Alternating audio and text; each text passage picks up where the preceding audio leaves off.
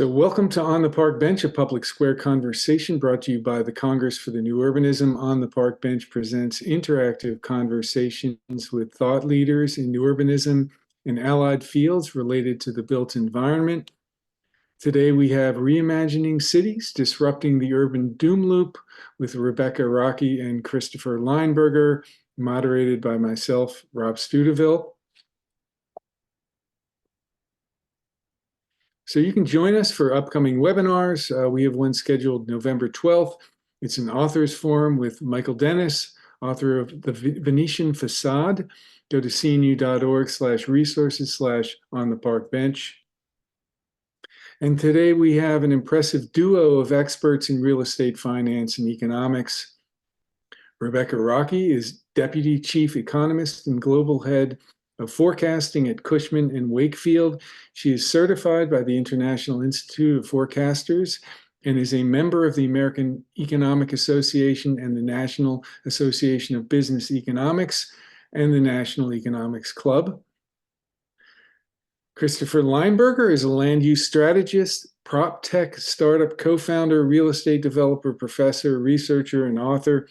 He is founding partner of Arcadia Land Company and co-founding partner and managing director of Places Platform. He has spoken at many CNU congresses. Rebecca and Chris have written a remarkable report with first-of-its-kind data on downtowns and urban centers. The report is Reimagining Cities, Disrupting the Urban Doom Loop. It's the best I have read on the current state of downtowns, adjacent areas, in transit-oriented urban centers. So welcome, Rebecca and Chris, to On the Park Bench. I'm Rob Steuteville, editor of CNU's Public Square. First, there's going to be a presentation, then a brief discussion among the panelists, and then Q&A from the audience. So please use the Q&A function of Zoom to ask your questions as they occur to you. We'll more or less get to them in the order they are received. Now I'm going to hand this over to Rebecca and Chris. So I'm going to share my screen here. Much more exciting with some good visuals. And let me know. There we go. Okay, so yeah, we have maybe 25-30 minutes of prepared remarks where we're going to go through our findings in the study and maybe show you a few things that didn't quite make it into the public report, with the agenda being, let's talk about the approach. The second part of our agenda is to talk about the portfolio, and by that we mean the product mix of real estate within these parts of our cities, and then we'll end on what our recommendations were based on our analysis. So I think the first thing, right, and in fact, the inspiration for this study was to think about, are cities facing a doom loop? If so, which ones, why, and how can we transition from an environment, if we are facing a doom loop, towards something that is what we call a virtuous cycle, which, you know, we've described. I'm not going to read you all the words on the charts, but one hypothesis that we had was that part of what's driving a doom loop in certain urban centers, which we describe as episodic in nature as of right now, is to move towards a more optimal built environment. Okay, kind of think of it as real estate investors themselves can allocate the dollars in their portfolio however they see fit, but a city has a physical built environment around it. And we had a suspicion that perhaps portfolio theory had been violated in that physical built environment, and to establish a more virtuous cycle for the economy, for investors, for city governments, we needed to think about establishing this optimal portfolio. So that's the portfolio theory lens that we bring in this study, which is really driving some of the approach that we take. So I'm going to go through, and feel free to chime in, Chris, but we did lean on Chris's expertise, which Places Platform, our partner in this study, has really developed and has been deployed in studies with groups like Smart Growth America. This is kind of the two ways that we think about place. Instead of thinking about zip codes or metropolitan statistical areas or what have you, we wanted to think about the development form Is it walkable urban or is it drivable sub-urban? And the economic function. So think of walkable urban as once you're in this place, you generally walk around as the mode of transportation. You might have to drive to get there. It's once you're there, how are you getting around? And that correlates with other attributes of the environment around it. Or do you get around by driving? And that correlates with attributes of the built environment around it. And by that, what I mean specifically is in places where you tend to walk around, we tend to see mixed use property types, and we tend to see higher levels of density. When you're in more drivable areas for a variety of reasons, we tend to see that real estate is more siloed, and it has disparate locations for different kinds of use cases. So since there are a lot of planners on this call, that drivable suburban FARs are between 0.5 and 0.5. Walkable urban pretty much starts at 1.0 FAR. They tend in this country to be going up to 4 or 5. Now we do have a couple examples of 30 and 40 FAR, which would be like Midtown Manhattan. But for the most part, we're talking 4 or 5 FARs for what we're building as far as walkable urban places. Right. So over top of the development form, we overlay the economic function, and this is derived from the kinds of employment that actually exist within a given place. Okay, and so think about jobs as kind of having two different functions. One is to serve the local community. The other, that would be sort of your dentists, your firefighters, your educators, and so on. Others are regionally significant, and this is where the notion of multiplier effects comes in. They tend to, when the economy is growing, bring revenue into a metro area or a city or a walkable urban place and actually generate economic activity where dollars originated from outside of that place to begin with. And so this is where you come up with multiplier effects that became very popular. For example, when Amazon was searching for a headquarters and Enrico Moretti's research of 5 new jobs for every tech job became common parlance, that's the same notion. Export jobs create multiplier effects. So where we see density of export-oriented jobs, as I've just described what those are, overlaying that with walkable urban, we studied this particular quadrant. We did not study any of the other parts of this quadrant or this matrix. So we just looked at walk-ups. Right. Walkable urban places that are regionally significant. Now, the important thing to note is that walkable urban places in general, both local serving and regionally significant, are a massive 1.2% of the landmass of our metropolitan areas. That's it. And by the way, as a developer of new urbanist communities and of walk-ups, the other 98.8% of the landmass is drivable suburban, and it's illegal to build walkable urban stuff there unless you want to move mountains to get it rezoned. But it's a very small amount of our metropolitan land, but it generates 35% of the metropolitan economy coming out of 1.2% of the land use. Right. And those are findings based on research that Chris has done with Smart Growth America of the top 35 largest MSAs. We're going to drill down into what we studied within the nomenclature of walk-ups, as well as the sample of cities that we looked at. So there are 4 different kinds of walk-ups. What I have here is just a visual representation of those in the metropolitan DC area, where Chris and I are both sitting right now.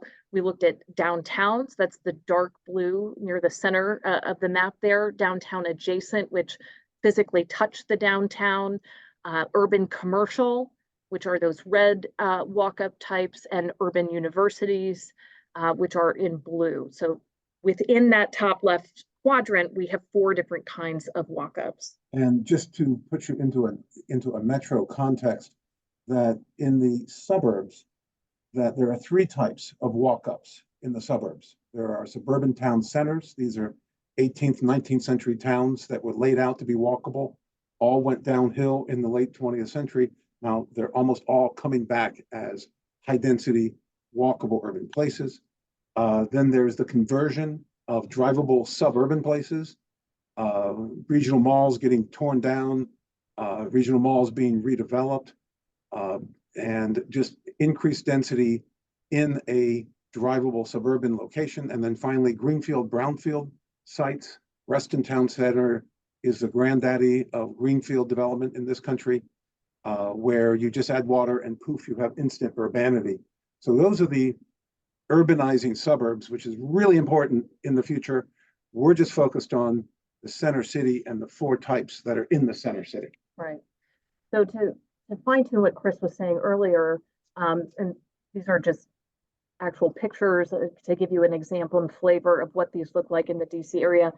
We did not look at the metro area. We looked at the city within each of the metropolitan areas that we had in our study. And within the city, we're looking at the walk-ups. So by the nature of the construction of the study, we excluded suburbia and the 3 types of walk-ups Chris just described.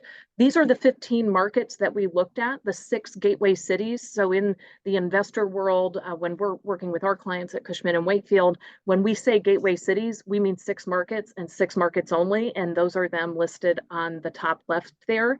We wanted to add in additional insight as to how our findings may evolve by including secondary markets at different levels of size, geographic location, economic and demographic structure. And so there we have the 9 secondary cities that we included, and they're physically on the map as well for you to see. And it's important to note that these walk-ups in these, and there are 208 walk-ups in these 15 cities, and they are on a spectrum.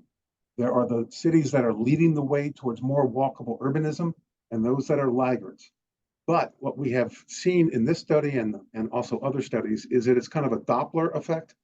Everyone's shifting towards more walkable urbanism because there's pent-up demand for walkable urbanism. It may be illegal to build, but the market wants it in a major way. So to end the approach section, we did want to sort of talk about the data set that we constructed. It took many months. It is a first of a kind data set, I think for a reason, because of how resource intensive it was. But think of this as our best attempt, and we think it was a pretty good attempt at including 100% of all real estate. Typically in commercial real estate, we would not include the for sale housing market, and we would not include things that are not in the competitive rental market. So owner occupied real estate, education and university real estate, GSA and government real estate, which in DC is important, but also in other cities, including Miami, which had the 2nd largest GSA footprint within walk-ups at 5% of real estate. These were the different sources. Many different sources were used here. We obviously also supplemented with economic data that we sourced from various government agencies, including the US Census Bureau and the Bureau of Economic Analysis. But this is really the first attempt we've ever seen done to actually look at 100% of all real estate. And it's important to note that we are building this data set from the bottom up, from the parcel level up. We do not superimpose goofy things such as zip codes on top of this. We let the market decide where these walk-ups are. So let's go through what that analysis and that data set really revealed to us, right? We did not, again, impose things on it. We let it talk to us. And we found that walk-ups are important, just as we highlighted on the slide that showed in the top 35 metro areas, the share of land mass versus GDP that was coming from walkable urban places. Now we're talking about not the metro area, but the city. And we're talking about within those cities, the contribution of walk-ups. So you can see it's about 3% of the city land mass that holds about 25% of the inventory, 26% of the real estate value, that generates 37% of the property tax revenues, and is associated with the production of 57% of the city's GDP. So, and it's really important that 57% of the GDP, much of it are export or base jobs that then ripple through the entire economy. So it's, one could argue very easily that 3% is the reason the city exists. And this is when you think about, well, how would a doom loop manifest, right? It's when you have these urban cores that have been challenged by the pandemic. If they're not doing well, this is highlighting the dependence of other parts of the market on these particular areas. So whether you live there or work there or you don't at all, they're very vital to the health of the broader city as a whole. And so this is just one way of representing that. We also found that, we've focused, especially in commercial real estate, on the CBD, the urban core being home to the office market, right? And so we've gone all in on office. We're going to show you just how all in on office we have gone. And that's in part because we've been seeing over decades the rise of what we call the knowledge sector. And this is everything from your tech jobs, finance, insurance, and real estate, white collar jobs that tend to locate in offices. But what we also have seen, and this is globally true as well as in the US, is the rise of the experiential economy. And in fact, when we look at cell phone data, it is not commuters who make up a majority of foot traffic in walk-ups. In fact, it's actually visitors. And this was true before the pandemic. It was about 70%. You can see on the right there, kind of varies by walk-up type specifically, but it was about 70% in 2019, and it was about 70% in 2023 as well. And so this really starts to reveal, I think, and maybe foreshadow some of the results that we find as this experiential economy is important and of growing importance in terms of how the economy operates. And it's important to link the fact that the knowledge economy and the experience economy wants to be in walkable urban places. And that's why there's pent-up demand for it, why there's price premiums for it, why there's market share gains happening in walkable urban places. The economy is driving it. Follow the bouncing dollar. Right. And to kind of even go further, right, that was all visitor traffic just going to a walk-up. What we did was we actually isolated what we call anchor institutions. Think of this as sort of destination retail or event space, theaters, sports arenas, convention centers, any museums, those sorts of institutions. They make up about 1.4% of real estate inventory, but they account for a very large proportion of visitor foot traffic. So downtown and urban universities, maybe they only account for about a fifth. In the total, they account for about a quarter. And in those urban commercial walk-ups, which are defined by entertainment component, they actually drive about half of all foot traffic. So understanding the role of the experiential economy is going to be vital to thinking about, well, how should the built environment shift as we move into a post-pandemic economy in order to maximize real estate values, GDP, and things like that. So in terms of the footprint, this is what we found. So this is just the data telling us what actually is the footprint of all real estate. When you look at the city as a whole, walk-ups plus the non-walk-ups, you have 2/3 of inventory square footage is in some form of live, whether that's for sale or rental. You have about 20% in work and about 12% in play. As you look at just the aggregate of the walk-ups, clearly that shifts, right? Only about 1/3 is live and now over half is work. Play is still a small share. You can see across the board, play is actually a pretty small share. But as you head towards downtown, you find that you actually have a lot of office, some kind of office, whether it's owner-occupied GSA or private rental market office space. And this is really where we start to see the challenge that cities face, and particularly their downtown. And we showed you the importance of walk-ups in terms of GDP, 57% of GDP. Downtowns are way more productive even than other forms of walk-ups. So downtowns, when they're challenged, they have a sort of very important influence. In fact, they make up almost half of GDP of walk-ups, even though they're only one of 4 types. And so this kind of gets at maybe the beating heart, where we see that as kind of we need to take care of the core, right, in order for the other parts of the city to thrive. And downtowns are the most challenged now. And this is going to come back to, in part because they've gone in the built environment very, very heavily into the office market in particular. And so that's why we say that downtowns in particular, but many walk-ups have violated portfolio theory. They've put too many eggs in one basket. Yes. And just to kind of illustrate for the 15 cities, this is just downtown. You can see here, there are some downtowns like Boston, San Francisco, and Washington, D.C., where literally 85 to 90% of the square footage in that downtown is some form of office. Now, on the low end, you have Miami and Phoenix. And in fact, when you dig into the real estate data and the outcomes, the markets in Miami and Phoenix and their downtowns have held up much better. The more office that we've seen exist in a certain downtown or in a certain walk-up has been directly correlated to worse outcomes across a variety of metrics in this sort of transition to a post-pandemic world. So what did we find? Well, with this underlying data on 208 walk-ups across these 15 cities, we did what is called a random forest dual optimization algorithm. And the intent of this algorithm was to simultaneously maximize real estate price per square foot. Think about that. That's in the interest of the city government as well, because that will maximize your tax revenues. At the same time, maximize GDP, because what is optimal for an investor or a city government may not be optimal for GDP, and what is socially optimal even. And so we dual maximize these at the same time. In the large white letters here that are numbers that you see, those are the average. That's the conditional mean recommendation based on that maximization effort. And so what this is saying is 40 on average across these walk-ups, 42% of inventory should be work, 32% should be live, and 26% should be play. We have the conditional margin of error around that. No two walk-ups should or need to be the same. There is a range that meets that criteria.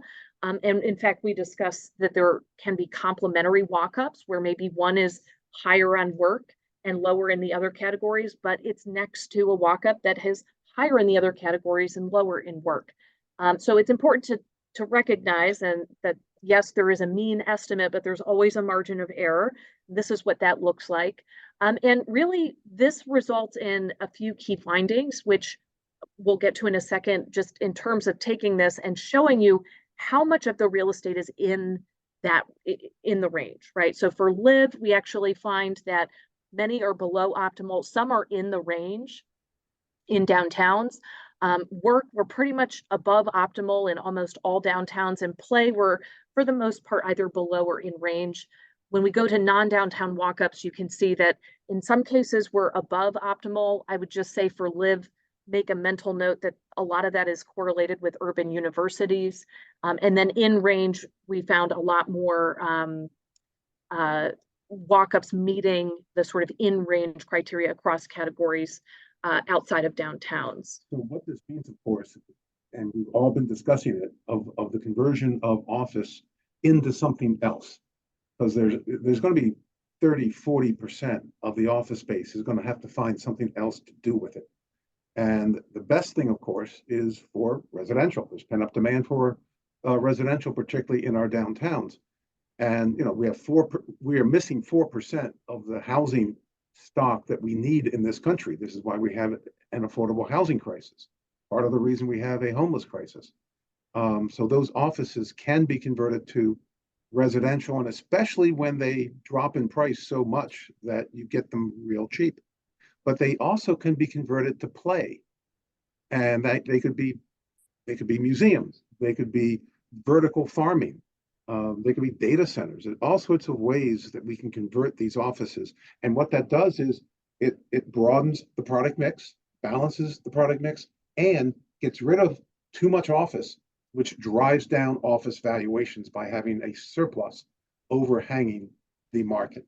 Right. So, taking all of these things combined, these are the key recommendations. I don't think it surprises anyone to hear we need less work and we need more live. What we found is that, in particular, the ratio of for sale to rental housing is skewed. The more you move from the city towards walk-ups, towards specifically downtown, whereas maybe 2/3 of the housing stock is for sale, citywide, nationwide even. As you head to downtown, it's more like half and half. And as you saw earlier, only 15% of real estate stock is in some kind of live in our downtowns, which is much, much lower than elsewhere. Which is a 76%. Right. And 67%. Yes, and I think maybe one of the things that surprised me the most was this sort of overarching finding that almost all walk-ups have too little play. And when you think again back to the economic influence and impact that play has in walkable urban places, in walk-up specifically, maybe it shouldn't have been as much of a surprise, but it was. And so that target range was on average 26%, a range of 17 to 31. So 90% of the time we're somewhere in that range. But we found that most walk-ups have something under that, right? On average, in walk-ups, it was about 14%, in downtowns, about 14.5%. So we are underplayed, underallocated to that. It's not just about increasing live because of the nature of what a walk-up is at its core. Play has that also a vital role in the future of reimagining what the portfolio product mix is. There are all sorts of things that we can do. It obviously starts with recognizing that we do have a threat of a doom loop. We hope it's going to be episodic, short-term in nature. We think it will be, but if you don't address it now and really go big with it, it could become structural, which would take decades to solve. But the other thing that we really think is important is that we make the permitting process. I mean, we in CNU know this, and we've talked about it, but we need form-based codes. CNU basically basically invented form-based codes. We need much cleaner, easier permitting process. And we need to put in place the incentives to make sure that those office buildings can be converted to some other use, particularly a residential. But all those dots, lots of other things that can be done that we don't want to go focus on. We have a lot of experience doing this, so this is not something we have to invent, but it's time to get to work.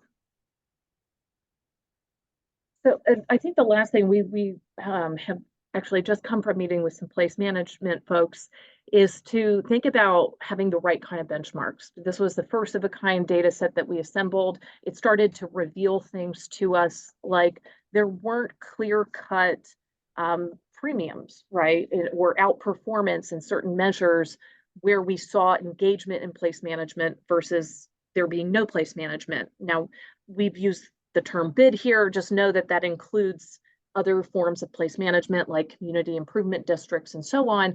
And generally speaking, we found it was a mixed bag, whether there was place management or not. That was true across GDP. It was true across valuations on a price per square foot basis. It was also true on an NOI per square foot basis, which removes the effects of the interest rate environment on property outcomes. So that was a little bit of a flag to us to say, hey, there might be more to study here so we can find the right kinds of indicators that will add value to not only place managers, but of course the real estate owners who are paying to be part of those groups. And in closing, place management's crucial. It is absolutely essential that these walk-ups are managed.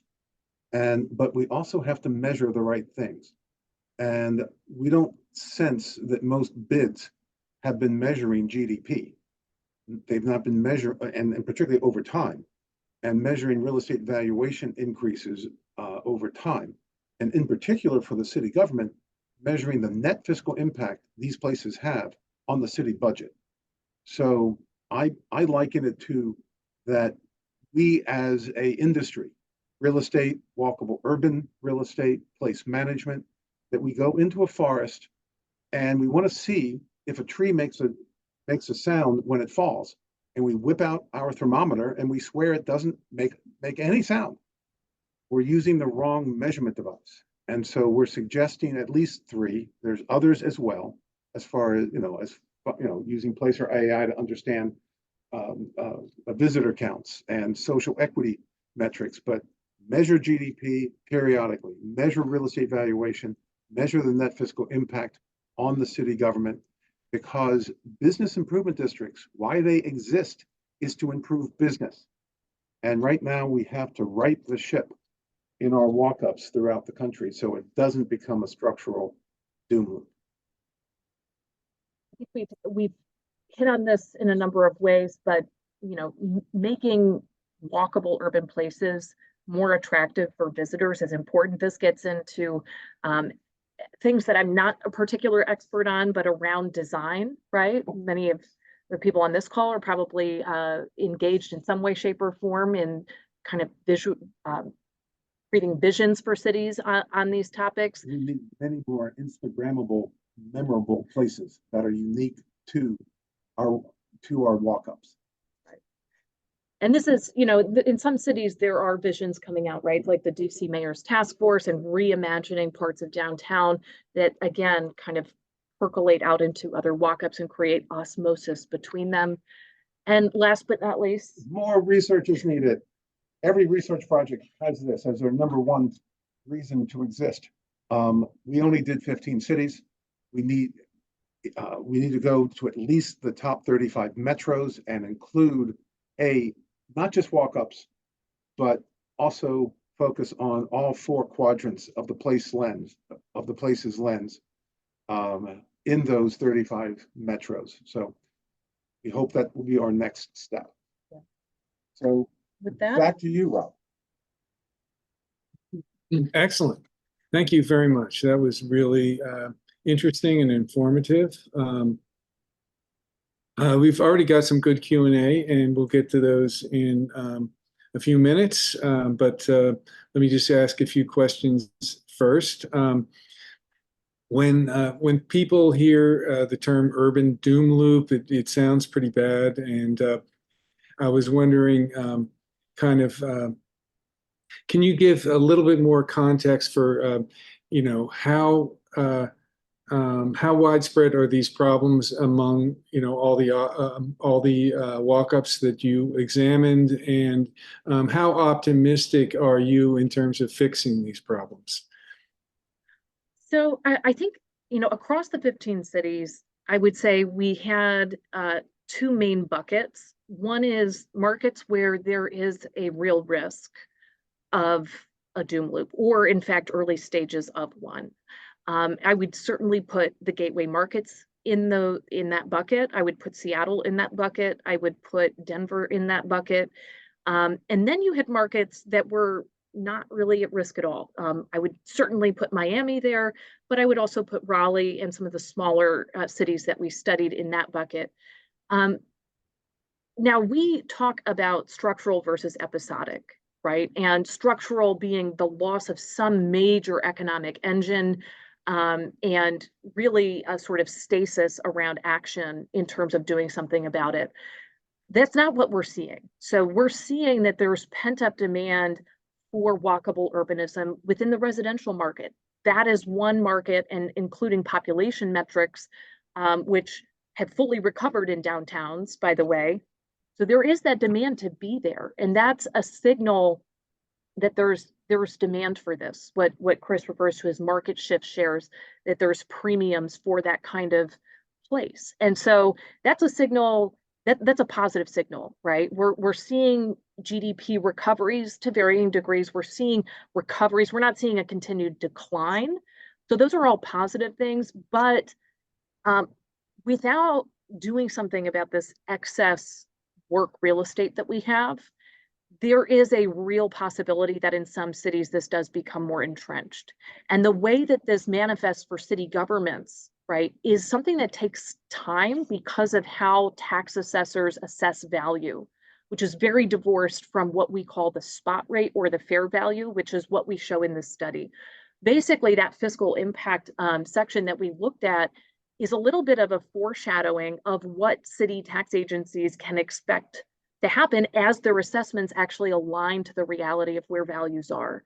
And this has implications because walk-ups, they consume less per square foot than the rest of the city. They generate more per square foot than the rest of the city. They subsidize the rest of the city. So when this real estate is this challenged, and values, we know where they're headed on an assessed basis, doing something about that now swiftly, right? Thinking about the incentives that cities are offering, there is a risk reward there, and we think that the reward is very great for doing that. I'm optimistic because we're seeing cities around the country start to take action. different degrees, different paces. We see it in DC. San Francisco's come out with a plan. Chicago has a plan. Everybody's kind of getting their footing, but there's still a lot of work to do, and it's a monumental effort to think about taking 85% of square footage being in work to something more like 40 to 60%. That just takes time. But I mean, like all good crises, you don't want to waste it. And so we know that we've been violating portfolio theory. Now is a chance to rebalance, and particularly taking that office and converting it to the play spaces and converting it to, of course, residential. And there's pent-up demand for all of the above. It's just a matter of having the will to do it, having the zoning put in place to let you do it, and having the place management in place that drives it and provides leadership. But, you know, in this report, we have about 10 different case studies of former doom loops, both structural and episodic, of basically overcoming doom loops in the past.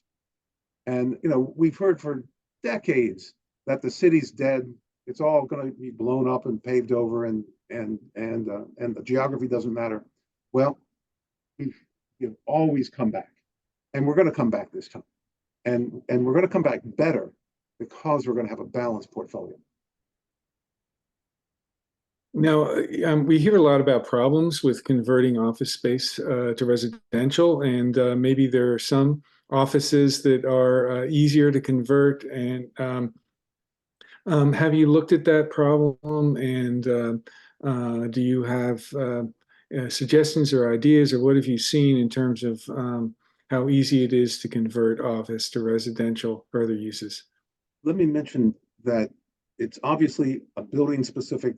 I mean, we all know this now, that it depends on the floor plate of the individual building, whether it's lined up without any, you know, if you only have 2 exposures where you can get natural light. If you have 60,000 square foot floor plates, it gets tough to get natural light into every room if it converts to residential.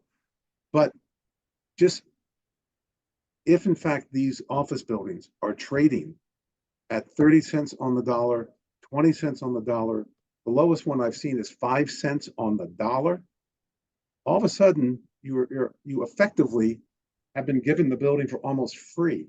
And there's a lot you can do. The best model I've seen here in DC is a rectangular building with 60,000 square foot floor plates.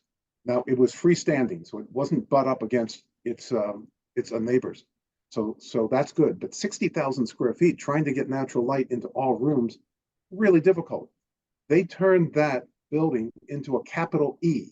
They cut out the spaces to make a capital E, and it just exploded with demand. And We've seen that in New York, on Water Street, cutting a hole right down the right center. in the middle. So when you have a 10 cents on the dollar acquisition, very low basis, you can make those kind of things work very easily. So yeah, I think, you know, ultimately, it's a complicated question to answer because there's low-hanging fruit of what's easily convertible, what might leave an owner in the money, right, or holding the same asset as they take it through this journey. And then there's just the reality of, at the right price, which is where the market will go,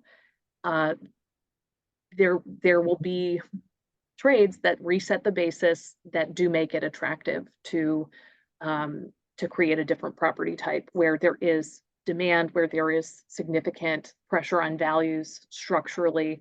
And so I think the market will get there. It's not a pain-free process. But the hope is, with the right incentives, you can accelerate that so you don't go through this drawn-out process that then feeds into public tax revenues and city services and creates more challenges on top of the one that already exists. I'll just have one more question. We have a lot of Q&A, and that is, do you have some next steps for cities to take to really get a handle on this and then begin to make some changes that you recommend? So the first thing is to accept. I mean, this is like any other, 8-step, 10-step process. is that you just have to accept the reality that buildings that were worth, $1,000 per square foot 5 years ago are now worth 100, $200 per square foot. And that ripples through the entire economy and through the city budget. So accept it, come up with some big moves. And we've laid out in the report some of these big moves, and we just talked about some of them. It all comes down to make the right thing easy rather than make it hard. Anybody who's involved in new urbanism knows how hard it is to change zoning and to get the approvals and how much time it takes. We've got to shorten that. You need a fundamentally new strategy, and that needs to be implemented by the place management organization. And but we need strong leadership, and the place management organizations have to step up and provide that leadership, because they are the foundation of the city economy and the reason the town exists. Yeah, I Okay, would we're just gonna- add on by saying, I think part of the solution is actually revealing the data so that we know what we're working with, because until this study, we actually really didn't know, right? How much is actually work? Well, it's very hard to estimate that when you don't actually include things like owner-occupied real estate in the conversation, or where you don't bring in for sale housing to a conversation around the broader residential market. So I very much view this as providing very important data as a starting point off of which those strategies can be built. And, we are seeing cities step up again to varying degrees around the nation, and even in some cases abroad for any folks in Canada on the line here. But, that's an important service that we hope that this study provides. And, we're sitting down with a lot of cities and place managers to hopefully provide more insight into that data. I don't know if you guys have the link that you could put in the chat for the downloading the report, but that was asked. If you get a chance to do that. Brian asks, how much more walk-up land do we need in our cities, and how are they supposed to be spread around? Also, do you have any thoughts on how anchor institutions can relocalize the economy? Let me talk about that percentage of land, because I've been dealing with that a lot over the years. And again, at the metro level, it's only 1.2% of metro areas are walkable urban. So a tiny fraction of land, and the other 98.8%, it's illegal to build walkable urban. So, and by the way, the reason walkable urban is so expensive is A, because the market wants it, but B, because there's just not enough land. The major reason for the affordable housing crisis is that land has gone from 15-20% of what you buy when you buy a house or a rental or buy an apartment to 50-60, in San Francisco, 80%. That's the reason for the affordable housing crisis. And so we need to flood the market. In cities, it's, again, 3% of the land's walk up.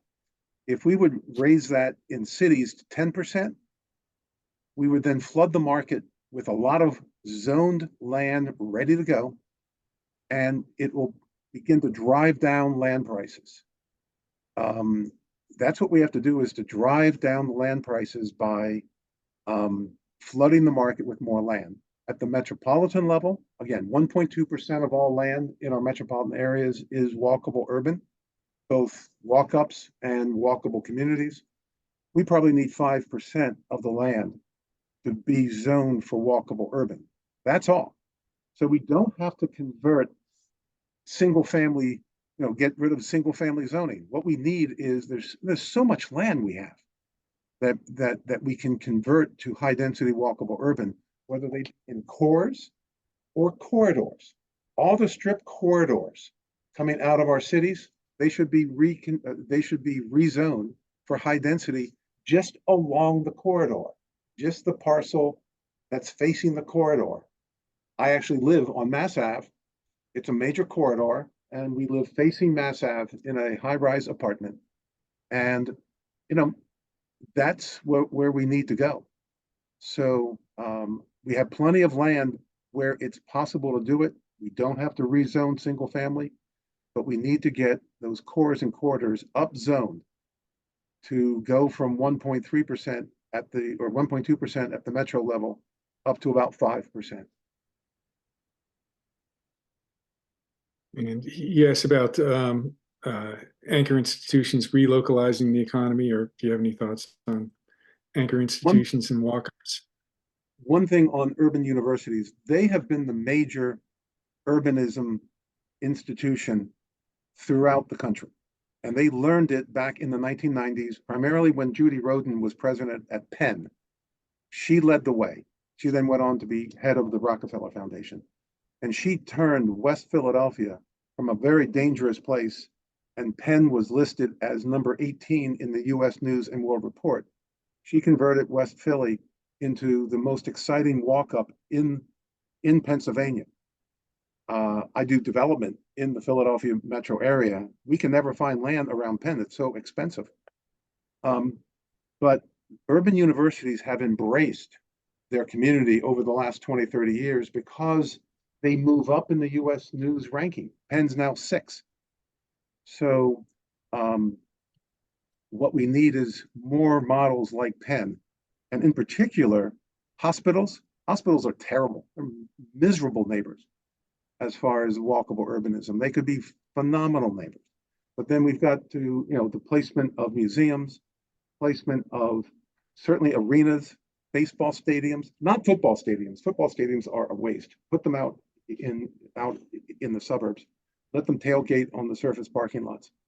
But baseball stadiums, soccer stadiums, arenas, all of them should be in walk-ups. They do better, and they make the walk-up, go back to that upward spiral.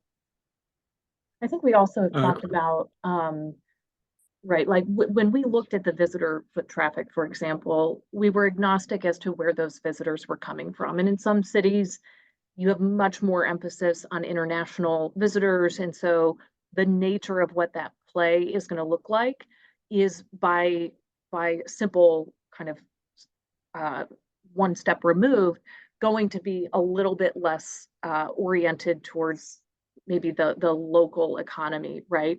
But you can create nodes of play that do serve the local population. We were talking about examples earlier. So I think it is going to be very city specific. The benefit of this, though, right, is if you do take seriously that walkable urban places should have more play in general, places that where families can go, places that have things that we didn't necessarily talk about, more sort of equity and social inclusion angle to thinking about redevelopment. This will, by extension, I think, create more opportunities for local serving jobs to be created, which in turn supports communities through creating job engines. So a case study that I was deeply involved in when I lived in Santa Fe, the Santa Fe Plaza, the 400-year-old plaza, became completely touristified, and the locals were kind of pissed. And I was involved as head of the Metropolitan Redevelopment Commission in buying a 50-acre rail yard from the Santa Fe Rail Yard, or from the Santa Fe Rail Company. And we redeveloped it using a nonprofit development corporation into a local serving place. This is where the farmers market has a permanent, housed, 12-month place for their farmers market, a lot of park space, a lot of affordable housing. So basically the locals felt like they were thrown out of downtown, but a downtown adjacent place, the Santa Fe rail yards, are now the heart of the local community. Yeah, anybody listening, I would also point to the Nashville Civic Design Center, who's very focused on engaging the community and thinking about redeveloping and not emulating what they have downtown along Music Row, but creating other places in the city for local communities. That's a great. And I got to say that Nashville copied that from the Chattanooga Downtown Design Center. Chattanooga is one of my favorite towns, so I had to throw that in. Quick clarification, when you're talking about the portfolio percentages and so forth, you're talking about square footage and not land, right? Yes. Yes, square footage of improved square footage and also the valuation thereof. Okay, we had a question. Was there any consideration for the play that is third place, consisting of third places that are not pay to play type locations that Oh, where yes. everybody can go? Great. Absolutely. Oh, yeah. Yeah. I mean, that includes the entire range of play. It is not just, and, many museums are free. There are, a lot of Instagrammable places that are being created with, terminating vistas and Las Ramblas kind of places that we are seeing built throughout the U.S. now. So yes, it is not just the downtown arena, and of course, convention centers are great play places, and there's a lot of local serving events in those convention centers, and that's part of the play as well.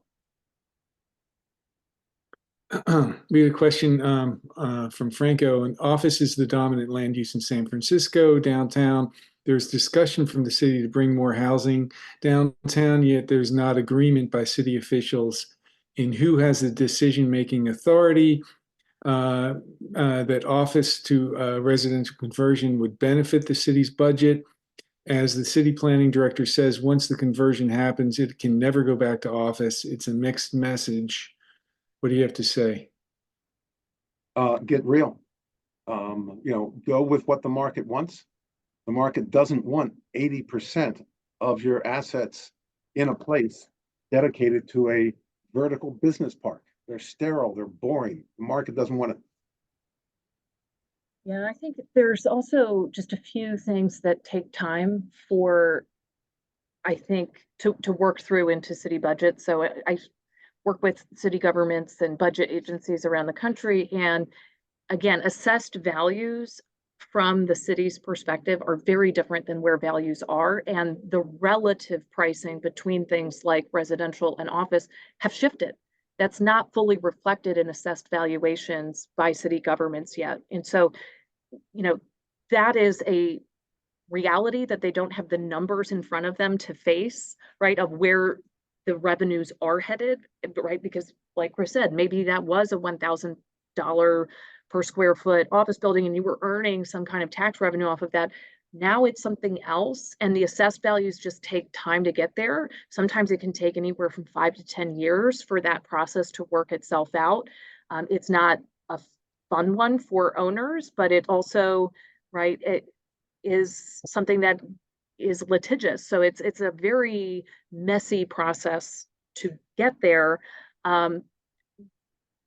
Staying 87% office, which is where San Francisco's downtown is, it will also continue. So the more excess office you have, it will also continue to depress offset valuations for the office values, for the office product that is actually viable as office. Because in fact, what gets lost in I think the messaging of maybe this study is, indeed, our recommendation is that a plurality of space is still office space of some kind in walk-ups because of the economic role that they play. 42% versus 33% live on average, right? It's at these extremes like San Francisco and DC and Boston where that is most out of whack, and it will ultimately come through in valuations and tax revenues. It just, unfortunately for city officials, because of how assessments work, it takes a long time. And we're trying to say, this is coming. This is coming no matter what. And the valuations and the relative pricing have changed in the spot market. We see that in the transaction business all the time. And you see it in the headlines in terms of 30 cents on the dollar, 40 cents on the dollar, whatever the case may be. The other thing to recognize, and most city folks don't understand this, is that you need to do a net fiscal impact. Net fiscal impact is public revenues minus the cost of servicing equals the net fiscal impact. And walkable urban places are highly productive, much more so than drivable suburban. And CNU's done a lot of work on this. But it's also that everybody just assumes knee-jerk reaction is that offices have a higher net fiscal impact than residential. Not necessarily true.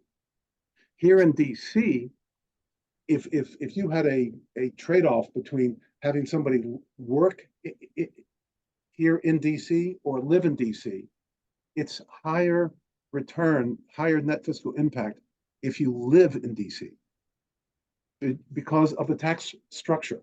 We have an income tax, for instance, and you spend tax in their sales taxes that get picked up. So it is not a slam dunk that its office always is the better use from a net fiscal impact point of view. Many times it's a residential. Each city has its own fingerprint, and you need to understand that to make that call. Miles asks, how do parks factor into play not having an economic output like the rest? In general, did you study parks and open space at all? They're not building square footage, but We didn't, we certainly have it in our data set.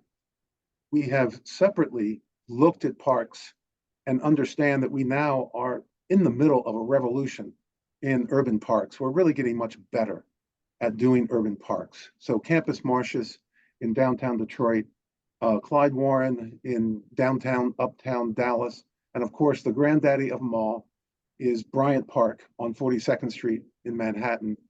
And these places have been converted from a cost center. You know, Bryant Park 30 years ago had a $600,000 per year budget to run a 5-acre park on 42nd Street.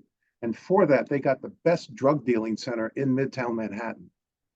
The private sector came in, took it over, all private money, rebuilt it, and now it's not 600,000, it's $16 million per year. These are all 2024 dollars.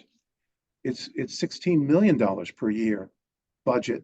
80% of it is being generated on site from the restaurants, from the Christmas festivals, from all sorts of things happening. And so we're learning how to make these things work and not just be a cost center, but they can be a profit center, and they're free to anybody to come in. Eric asks, how did you arrive at the optimal amount of play? Any thoughts on what play components contribute more vitality returns than others? We did not do the optimization at the subtype level. Play involves traditional retail concepts, different kinds of hotel concepts, as well as these other forms of destination, whether it's museums, theaters, which is a very curated list of properties for each city. Given the sample size that we had of 208 walk-ups, it would have been very likely that we wouldn't have been able to get results if we went down to that subtype level, because then you're trying to optimize 10 or 11 subtypes across live, work, play with a limited sample. So I think as we think about expanding to more cities, to including other parts of the city, we might be able to have enough sample data to get at that. That said, right, we did find that destination retail was really important. It was very important in urban commercial walk-ups, which makes sense because by definition, that's sort of what they're built around, as an entertainment district or component. And in those areas, it was roughly 50% of foot traffic, right, that was contributing to the vitality of that area. In other places, it was more like 20%. And that's a very, very big range. We didn't even have enough sample data to say, well, what's optimal for downtown versus an urban commercial, because of course we have 15 cities. There are 16 downtowns, one in each city. Manhattan has 2 downtowns. You can't create an optimization algorithm with 16 data points. They're just kind of not, you wouldn't get results from an algorithm. We used a random forest machine learning technique to do dual optimization, and that allows for nonlinearities to be captured. A traditional linear optimization algorithm would have been what's called greedy, and it would have just chosen, well, what's the highest real estate per square foot? and it would have said go 100% on that. Well, that's definitely not the way to think about the problem that we're trying to solve. And there is a lot of nonlinearity in the world. So we, that I think hopefully answers the first part of that question as well as the second half. We are at the 1 o'clock time, and I just wanted to let people know that we will be posting this video on the CNU website within a day. We can go for another 5 minutes or so, and so let me just ask, other than balancing the product mix, what are some strategies to bring walkability to downtowns that you've been able to perceive through your study? Does a solid network of alternative transportation methods play an important role? Certainly it does. Walkable urban places, it doesn't matter how you get there, whether it be transit, bike, car, truck, walking. But once you're there, it needs to be walkable urban. It needs to be mixed use. It needs to be safe to cross the streets. It needs to have, traffic being calmed. And so, the walkability of the place is fundamental to making it work. The other thing that's fundamental of course, is making sure crime has been addressed. The reason we saw the return to the city in the 90s was because crime plummeted by 2/3. And by the way, to this day, we don't know why. We have no causal connection as to why it happened. It just did. So thank goodness. And so we had the return to the city movement in the early 21st century. And then for those of us with white hair, we never thought we would have to have another redevelopment of our city walk-ups. But here we have to do it again because of the pandemic. The other thing that I mentioned earlier, it is crucial to have place management, whether that takes the form of business improvement districts, main streets, community improvement districts, all sorts of different forms. Sometimes, as opposed to a nonprofit like a bid, sometimes we see a developer or a group of developers do it in-house. We're seeing that particularly with the urbanizing suburb. Reston Town Center, the Greenfield godfather, granddaddy of Greenfield walkable urbanism. Boston Properties controls 50% of the square footage. They're the ones that are the place manager. So there's lots of different options. You must have place management. Otherwise, you're never going to be able to get yourself out of this ditch that we're in. We have a question from Healy Sutton, who said hello to you. Chris, took your class at George Washington University several years ago. Yes. Is the general panic over the increase in remote work overblown, or has this significantly contributed to the doom loop? It certainly kicked off the doom loop. Hello, Healy. I'm glad that you're still engaged. It's great. It certainly kicked off. I think we're going to look back upon the pandemic as a bump in the road. And if we take advantage of this crisis and take advantage and really use the new tools that we're being given, low cost office that can be converted to something else, this will be a net gain for us over the next 3, 4, 5 years. So, but there's no doubt that the pandemic and the acceleration of work from home, which was rising from 2000 to 2019 across cities all over the nation, that is an accelerant, right, to this new paradigm. And I think it just revealed that where you thought you had these high risk-adjusted rewards in the form of high office valuations in these walk-ups, well, it turns out that those were not risk-adjusted, right? And that's the concept of portfolio theory, is risk-adjusted returns that are maximized. And this was really, I think, the sort of unveiling of the fact that risk had not been appropriately accounted for, and that the pandemic allowed for a hybrid work environment that has fundamentally lowered office demand on a marginal basis. So what that means is office demand is going to be 15 to 20% lower than it was before. What that means is actually very complicated. It doesn't mean that we need 15 to 20% less office space right now, but it does mean that there's lower demand. these high vacancies, and in some markets, extremely high vacancies, are presenting real challenges that I think lead to lower values that provide that accelerant to what Chris is talking about, is this sort of once in a generation opportunity to really reimagine the kinds of real estate that we have in our walk-ups. And keep in mind, Rebecca is the global economist for Cushman and Wakefield, which is part of the global big three, primarily, often not entirely, but they have a huge role in office leasing, brokerage, and also management. And here she's saying that the office market is going to be in retreat. That's a pretty amazing thing coming from Cushman and Wakefield. So this is a for real thing. It's not going to just somehow heal itself. We need to roll up our sleeves and get to work. The office market, I'll just end by saying the office market is really complicated because you see a big statistic like 25% vacancy rate. What that masks is that there's product, maybe 50% of product that is 10% or lower vacancy rate, 30% of buildings are fully leased. But then there's this concentration of weakness with extraordinary high vacancy. And so if we can be targeted and methodical and help to advise, our clients through and say, hey, you actually have viable office that we think is going to thrive.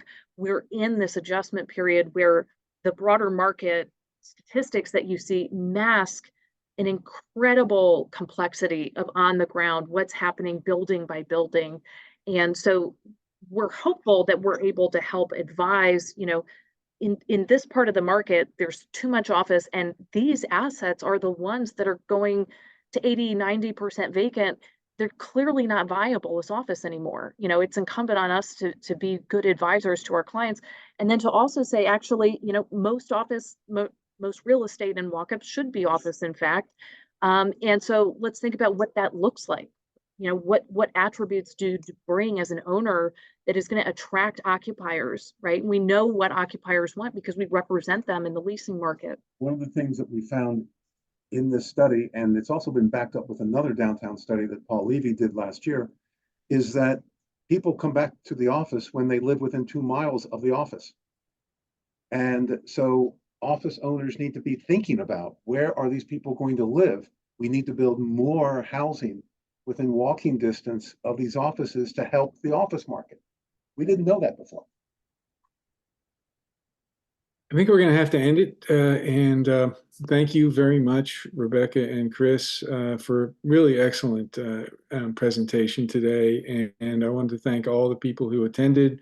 And once again, we'll post this on CNU website within a day. And everybody have a great day. And thank you again. Great. Thank you. Great to see you, Rob. All right.